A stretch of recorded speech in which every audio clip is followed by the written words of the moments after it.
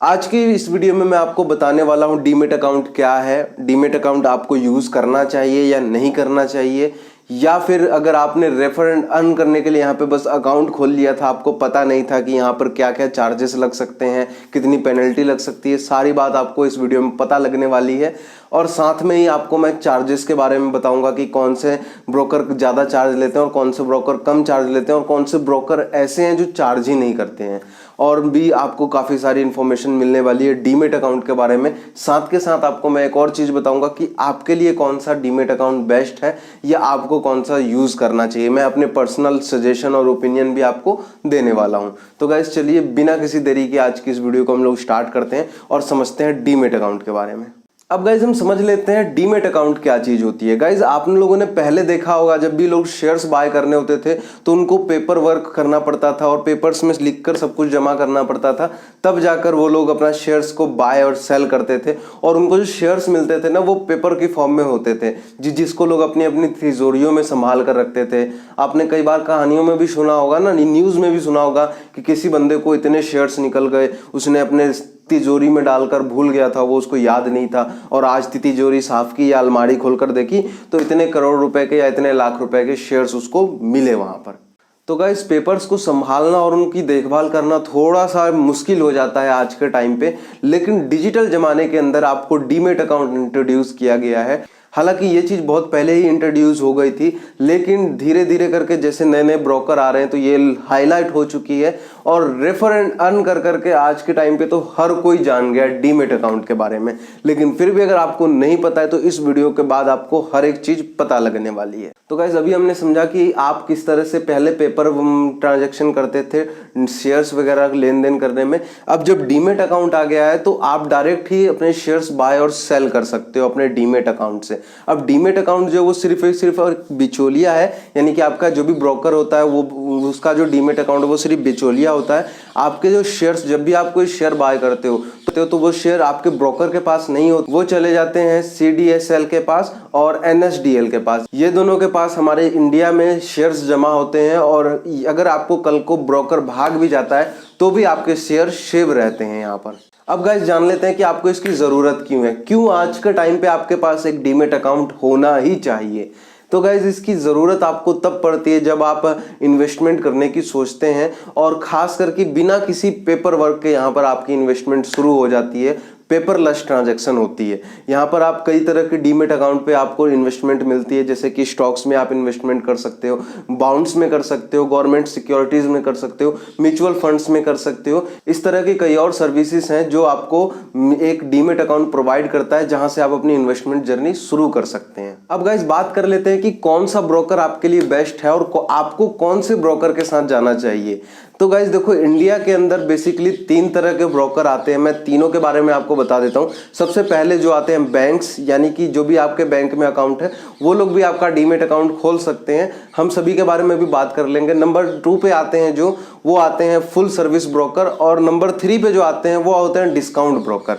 अब तीनों ब्रोकर की हालांकि कुछ सर्विसेज हैं जो एडवांस लेवल पे हैं और तीनों को मैं अभी आपको एक्सप्लेन कर देता हूं। अब बात कर लेते हैं बैंक्स वगैरह की। बैंक में अगर आप जाओगे डीमेट अकाउंट के लिए तो सबसे पहले वो आपका एक सेविंग अकाउंट खोलेंगे, उसके बाद आपका वो लोग एक डीमेट अकाउंट खोलेंगे एंड उसके बाद आप वहां पे ट्रेडिंग वगैरह कर सकते हो और ट्रेड वगैरह करने के लिए भी आप बैंक के ही कांटेक्ट में रहोगे। अब बात कर लेते हैं फुल सर्विस ब्रोकर की। फुल सर्विस ब्रोकर जो है वो आपको एक पर्सनल असिस्टेंट देता है या फिर आप इस तरह उसको RM बोलते हैं, रिलेशनशिप मैनेजर जिसको बोला जाता है, वो आपको एक पर्सनल प्रोवाइड कर सकता है जिसके आप टच में रहते हो।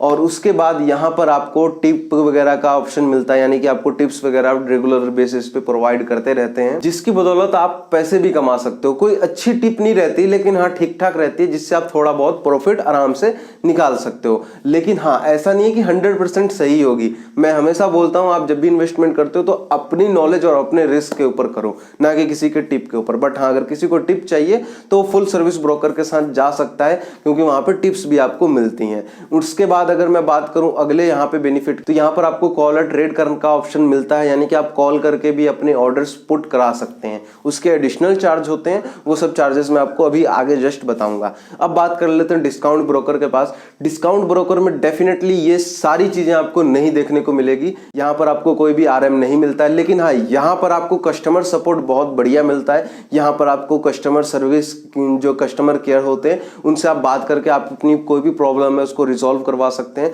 आप सारी चीजों को समझ सकते हैं अपनी प्रॉब्लम्स वगैरह बताकर। और यहाँ पर अगर टिप की बात करूं तो वो सब नहीं मिलता है, आपको यहाँ पर सारा कुछ अपनी बेसिस पे करना पड़ता है। लेकिन यहाँ पे चार्जेस बहुत कम होते हैं बाकी चीजों के हिसाब से। इस चार्जेस की अगर बात कर लें तो जैसा कि मैंने आपको बताया, डिस्काउंट ब्रोकर में आप सबसे कम चार्जेस मिलते हैं, और कई ब्रोकर तो ऐसे हैं जो हमेशा के लिए फ्री ही है। अभी मैं आपको जस्ट बताऊंगा आगे चल के। पहले हम चार्जेस की बात कर लेते हैं। ज्यादातर केसेस में हमारे को 3 चार्जेस देखने को मिलते हैं। नंबर 1 पे जो होता है वो अकाउंट ओपनिंग चार्जेस हैं। नंबर 2 पे जो होता है वो एएमसी चार्ज होता है, अकाउंट मेंटेनेंस चार्ज जिसको बोलते हैं। वो भी फ्री होना चाहिए आपके मेरे हिसाब से, और कई बार उसका भी अलग अलग ब्रोकर चार्ज करते हैं। उसके बाद ब्रोकरेज चार्ज होता है। अब ब्रोकरेज जो है वो डेफिनेटली फुल सर्विस में और बैंक्स में ज्यादा होता है, लेकिन अगर आप डिस्काउंट ब्रोकर के साथ जा रहे हो तो आपको डेफिनेटली वहां पर कम ब्रोकरेज देखने को मिलते हैं। अब गाइज, मैं अगर आपको किसी ब्रोकरेज के साथ सजेशन दूं कि आपको कौन से ब्रोकर के साथ जाना चाहिए और कौन से ब्रोकर के साथ रहना चाहिए, तो गाइज मैं आपको 2 ब्रोकर के बारे में बताने वाला हूं, एक डिस्काउंट ब्रोकर और एक full service broker. Full service broker में मैं आपको अभी एक बहुत अच्छे ब्रोकर का नाम बताऊंगा, आप शायद जानते भी होंगे उसको। और डिस्काउंट ब्रोकर में तो आप डेफिनेटली उसको जानते ही होंगे। डिस्काउंट ब्रोकर में अगर मैं आपको बोलूं तो अपस्टॉक सबसे बेस्ट ब्रोकर है। यहां पर आपको एएमसी चार्जेस जो है वो लाइफ टाइम के लिए 0 रुपए, कोई भी आपको एनुअल मेंटेनेंस चार्ज नहीं पे करना पड़ता है। अकाउंट ओपनिंग जो है वो भी बिल्कुल ही फ्री है। ब्रोकरेज फीस जो है वो यहाँ पर सबसे कम देखने को मिलती है। उसके बाद अगर मैं आपको फुल सर्विस ब्रोकर की बात करूं कि फुल सर्विस में आपको किसके साथ जाना चाहिए, तो फुल सर्विस में आपको यहाँ पर एंजल वन का मैं नाम लेना चाहूंगा, जिसको पहले एंजल ब्रोकिंग बोलते थे। यहाँ पर पहले अकाउंट ओपनिंग 500 रुपए था, लेकिन अभी फिलहाल फ्री चल रहा है, तो इसमें भी आप अपना अकाउंट खोल लेना। अगर मैं एएमसी चार्जेस की बात करूं तो यहाँ पर आपको पहला जो फर्स्ट ईयर रहेगा वो तो आपका फ्री में जाने वाला है, उसका कोई भी पैसा नहीं लगेगा। और सेकंड ईयर से आपको 100-150 रुपए के आसपास यहाँ पे कटेगा सेकंड ईयर से। यहाँ पर एक चार्ट में डाल देता हूँ, इसमें आप पूरा पढ़ सकते हो कि कौन से चार्जेस कितने कितने हैं और कितने कितने आपको पे करने पड़ते हैं। तो गाइज, अभी अगर आपके पास डीमेट अकाउंट की जरूरत है और अगर डीमेट अकाउंट नहीं है, अगर है तब तो बहुत अच्छी बात है, लेकिन अगर नहीं है तो इन दोनों ब्रोकर के साथ आप डीमेट अकाउंट अपना जरूर खुलवा लें, क्योंकि अभी फ्री में खुल रहा है दोनों ही जगह पे। तो लिंक आपको डिस्क्रिप्शन में देखने को मिल जाएगा।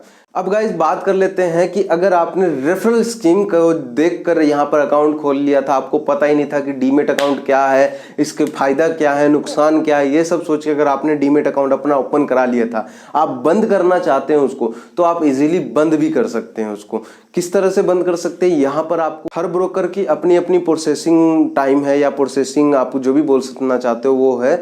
यहाँ पर आपको हर ब्रोकर को देखेंगे अपना अपना अलग सिस्टम है अकाउंट को डीएक्टिवेट और डिलीट करने का। तो यहाँ पर आप ऑनलाइन और ऑफलाइन दोनों तरीके से कर सकते हैं, लेकिन डिटेल जानने के लिए आपको मैं अलग वीडियो बना दूंगा अगर आप मुझे कमेंट में बताएंगे तो। लेकिन अगर आप खुद से चाहते हैं सारी चीजों का पता लगाना, तो आपका जो भी ब्रोकर है, चाहे वो अपस्टॉक हो, एंजल हो, जीरोधा हो, कोई भी ब्रोकर हो, उस पे आप जाएं और जाने के बाद वहां पर कस्टमर केयर को कॉल करें और उनसे पूछें कि मुझे अपना डीमेट अकाउंट बंद कराना है, किस तरह होगा। वो आपको सारी प्रोसेस समझा देंगे। उसके बाद आप अपना डीमेट अकाउंट बंद कर सकते हो। आपको कोई भी फीस वहां पर नहीं देनी पड़ेगी, एएमसी के चार्जेस पे या किसी और चार्ज पे कोई भी पैसे आपको यहाँ पर देने की जरूरत नहीं है। वीडियो अगर हेल्पफुल लगी है तो एक लाइक तो बनता ही है। मैं मिलता हूँ आपसे एक अगली वीडियो में एक दमदार इंफॉर्मेशन के साथ। तब तक के लिए बाय बाय।